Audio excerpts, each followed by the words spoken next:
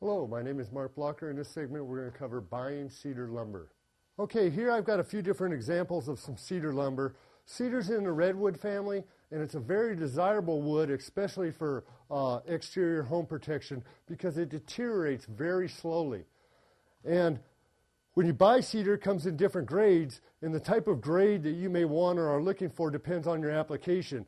All the examples of cedar I have here are what they call a VG clear. That's a vertical grain clear board. In other words, there's no knots present or visible.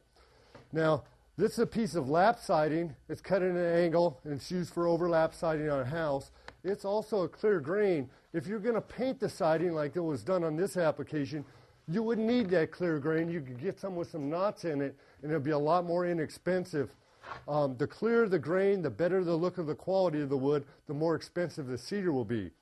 Cedar is also used widely on interior closets because moths and other insects of that nature don't particularly like cedar, and they'll avoid that area. That's giving you better protection for your clothes against those type of insects that might infest your clothes or stuff of that nature.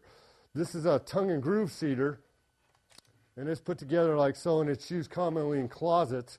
Here I have some short pieces of cedar scrap. Once again, they're clear quality. There's no knots in them, and that runs you a little bit more than a knotty grain.